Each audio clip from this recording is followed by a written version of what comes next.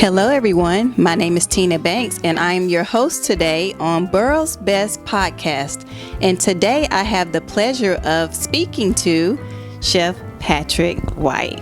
Thank you so much for joining us today. Yes, ma'am. So tell us a little bit about how you discovered your passion for food and how did you decide to become a chefpreneur?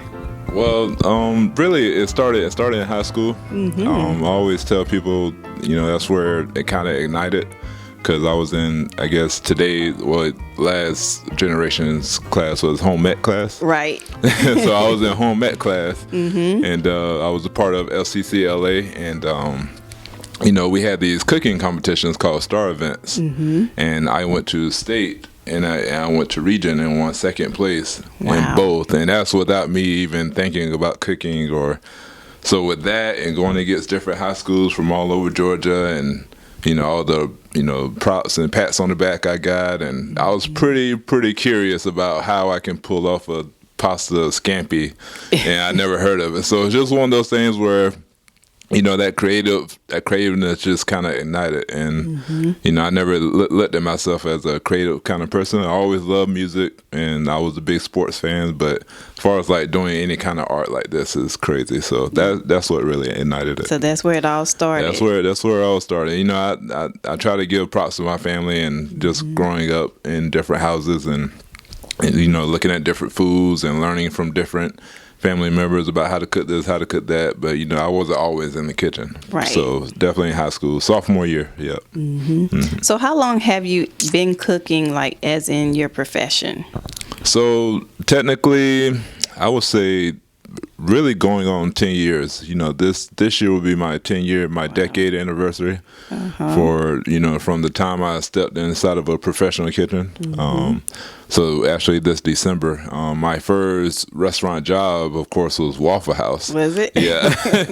That's where I got a great start. Yeah, definitely. And I didn't know what I was getting into, but the people there were great, and they're still great. I still talk to a lot of people since there, and it was a beautiful thing, and I kind of just took off with it. I caught up with the speed of the Waffle House speed and slinging hash browns every day. I was wondering, you're getting all these orders yelled at you. Like, exactly. How do you know? And you have to memorize and keep up with it. And the waitresses, I had to learn the hard way. The waitresses are unapologetic. I bet. They're gonna give you all the orders they can. And I started there, and in the same year, I started Emma's Restaurant. At the time was one of the first fine dining restaurants in Statesboro. Yes, I remember. Yeah, definitely. And I got hired as from the guy that actually started that, Jason Scarborough. I was hired from him.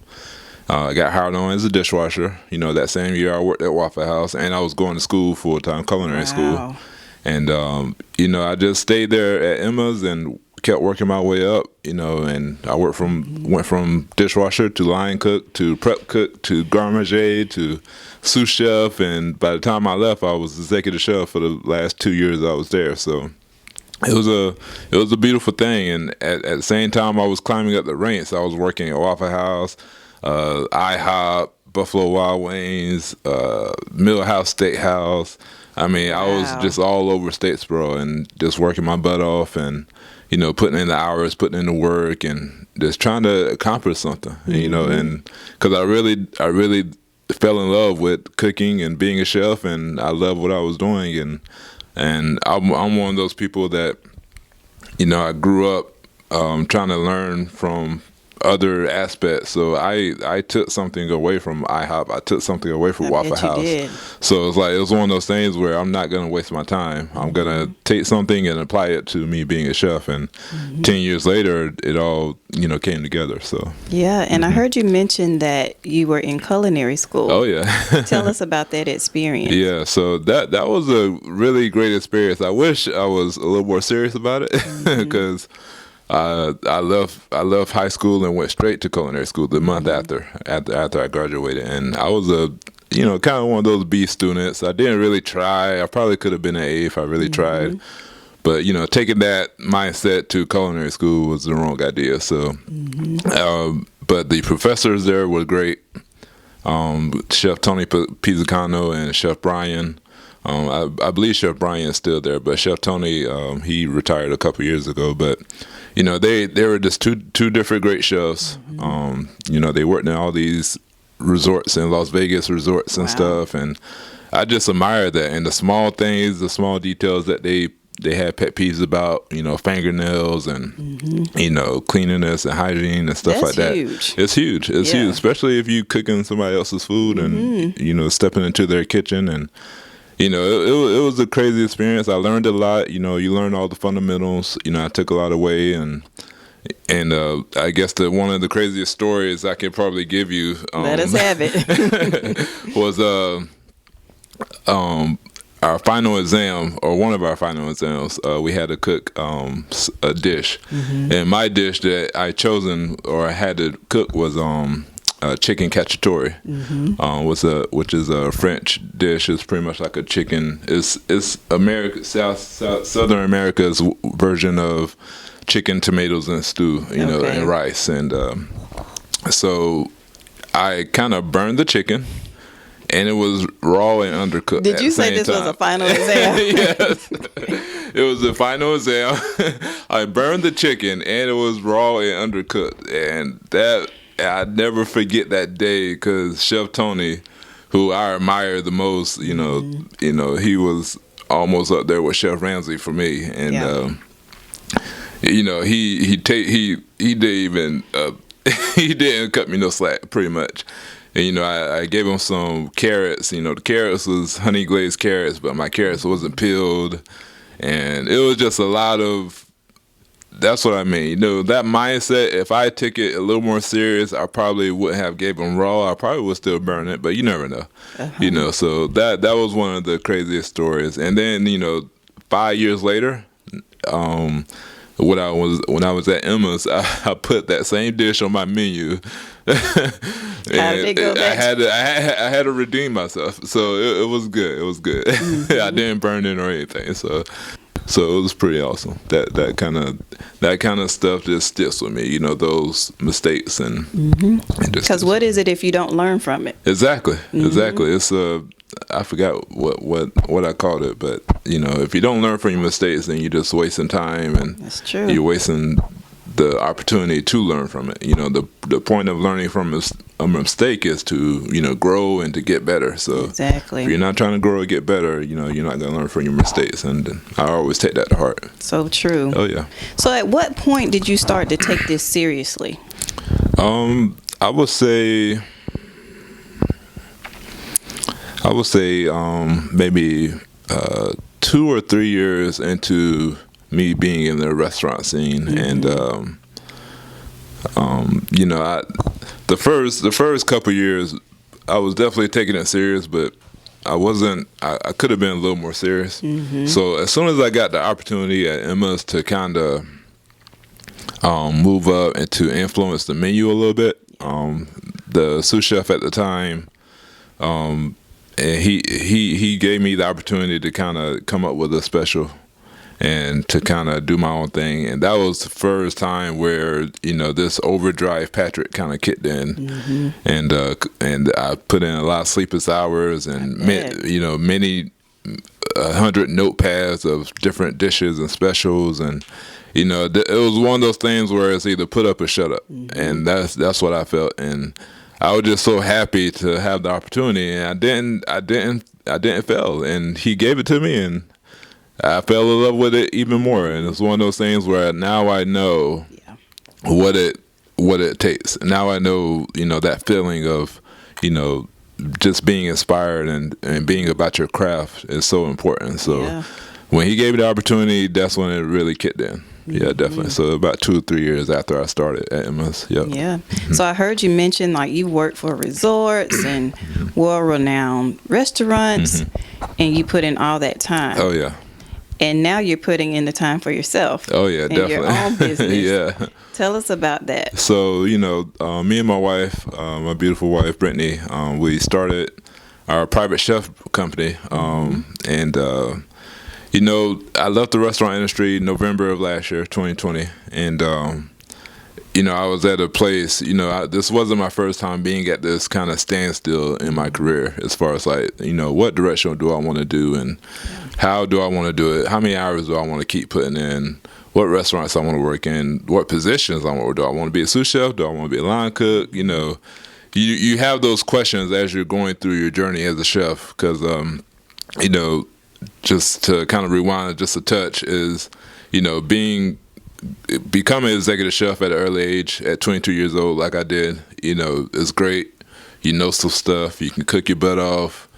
You're a leader. But at the same time, you haven't learned what you could be learning from other great chefs who's been doing it for 30 years or 40 years. Yes. So, I came to that realization, when I left Emma's. So my goal after I left Emma's was to learn from becoming the line cook, executive chef to line cook, any great restaurant, and learn from all these great chefs. And that's exactly what I did. And I was blessed to, have that mindset.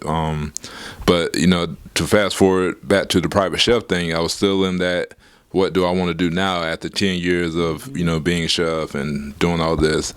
I just wanted to do my own thing, and to I understand that, and not to have to worry about managing people or being somebody's associate or anything like that. And I wanted to have my own schedule. I wanted to have the freedom to be a part of the community. I know for sure I would not be here right now if I was still working in a restaurant. So just small things like that, I don't take for granted. And, work and cooking at the farmer's market anytime I want to, helping other farmers and growers. And, it's just, I realized that is what I wanted to do after all these 10 years. Yep. And I'm happy that I jumped out the window and really just took the chance. And I'm so happy you did. So many people are afraid to exactly. do that. It really is. And I tried to, the people around me, I try to just throw little hints at them because, I got a sister-in-law who wants to be a personal trainer. I got other people in my life who wants to do this, do that. Mm-hmm. And I tell them, man, you just have to, of course, take baby steps. But at the same time, you really have to bet on yourself. You got to believe in yourself. And I know it's cliche saying, but you really have to do it. And you got to put action behind it. And that's what I did.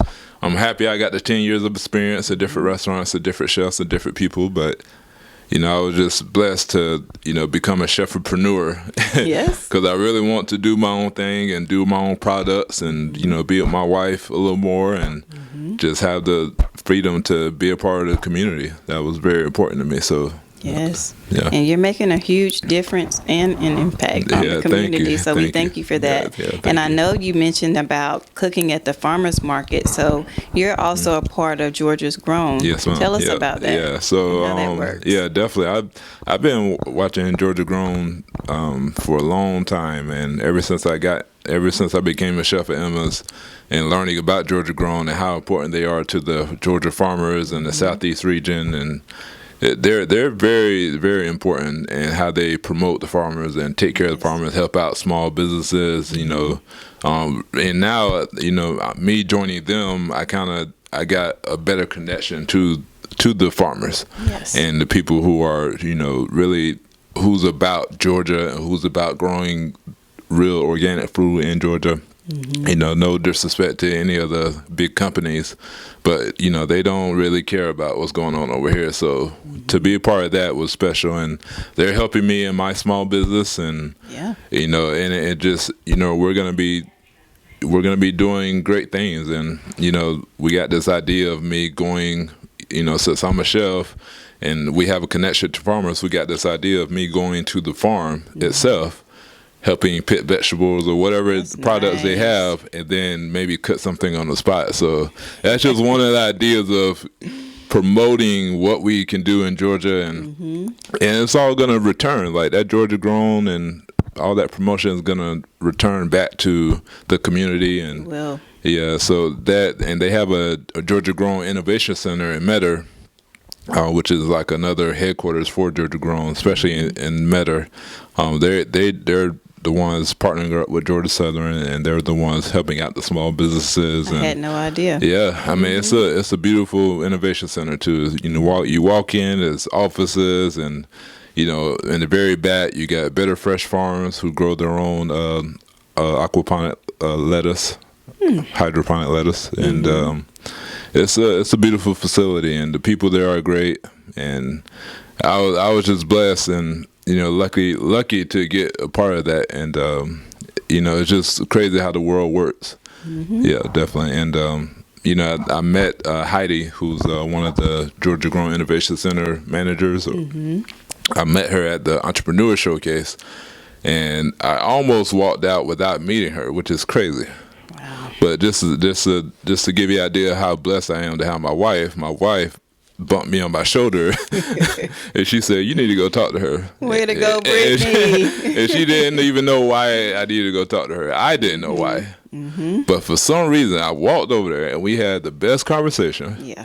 We had similar goals towards farmers and growers and Georgia Grown. And I went over there and I did not hesitate to join that, what they're all about. I didn't want to not miss the opportunity to not be a part of that. So I was just blessed how that worked. Yeah, definitely. I'm so glad that you did. Yeah, exactly. Me too. Yeah. Me too. So not only do you help with Georgia Grown, but you also offer like cooking classes to children in the community and things like that. What are some other things that you do other than your personal chef company? So as a part of it? As a part of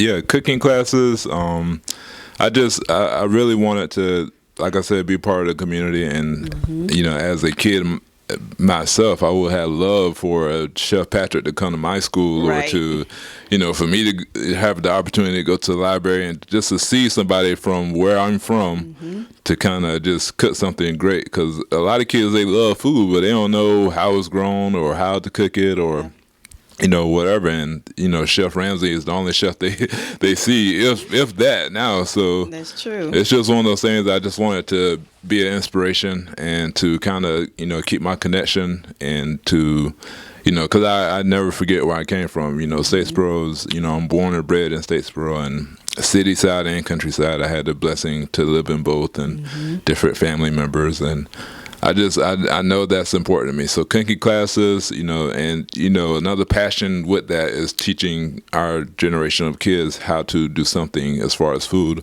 because I'm feeling like that's kind of getting lost through now generations after me, is how they don't know how to cook as much as the generations before me do. So it's just one of those things where I want to make sure I do my part. I can't say I honor my craft if I don't teach people how to honor the craft and know what to do with it. So it's just one of those things where I really do want to, give away free cooking classes or whatever, whatever I got to do as a chef and as a person. So definitely. That is awesome. Yeah, thank you. That's incredible, because so many people, they're busy with their schedules that they don't find a lot of time to give back in that way. Definitely. So I commend you for that. Definitely. Yeah. So what are some of the trends you see in cooking and in food?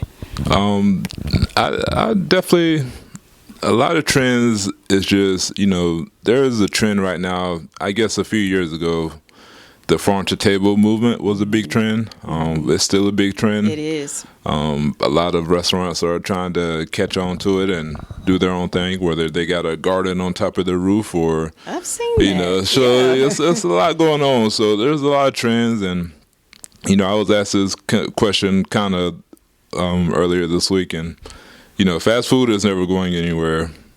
The agriculture industry is always going to be up and down, but I think now the main trend is now growing our own food and to catch on to healthier choices. And I think that's the trend now. People are starting to catch on to how bad the food really is, and it's good to nibble on bad food every now and then, because I get it, we're all foodies, but at the same time there has to be a balance. Of course. So the people I'm involved with, whether it's Georgia Grown or other companies, 420 Bakers is another company I'm involved with. We all have the mindset of like bringing healthier options, and my mindset was the same way. I'm working on meal preps. I know I'm working with another company that's working on healthier casseroles, and whether it's adding turmeric or quinoa or mushrooms. there's healthier options out there, and I think that's the trend now. And if it's not, it will be, and it should be. Sure. So In this day and time, it absolutely definitely, should be. definitely, and I'm proud to be part of that, and to have that mindset as a chef, and because there is a lot of chefs out there who are chefs, no disrespect, but they're not really trying to help people with their craft. They're not trying to teach people how to cook or give healthier options. That don't make them less of a chef, but there's better ways to honor your craft. So. Right. Do you feel this is what sets you apart from the others? Oh yeah, definitely, and I love my family to death, and that's one of the I can't love them and still trying to cook just barbecue chicken for them. I got to give them a balance of something. So that's right. And that's what I think I told you earlier that I wanted to do. Well, I'm not gonna say it. I'm not gonna say it. Can you say I can't it? give a product out. I can't give my product out. I got to get it patented first. Yeah, but it's good, you guys. When it comes out. Yeah, when it comes out, you'll see it. Game changer. Yeah, yes, definitely. it is. So tell us who would be your favorite business in the borough. All right. Let's see. My first requisition for that would be like, who's a big part of the community, who's doing great things, who has great products, who has the same mindset of helping building the community. So I really love Samoti. Yes, they do great things. Mm-hmm.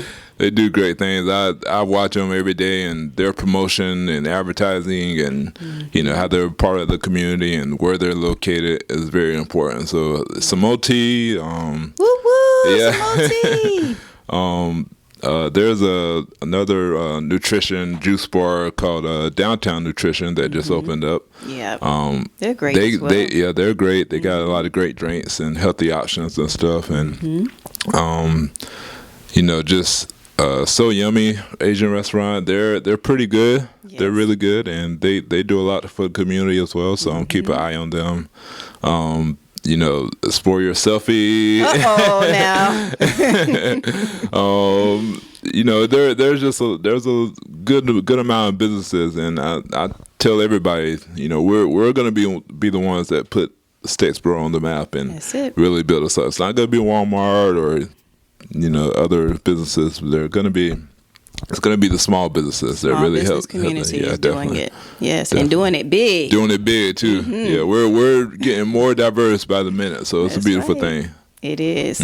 So tell everyone how we can connect with you on social media. So you can find me on Facebook, Instagram, Chef Patrick White for both Facebook and Instagram.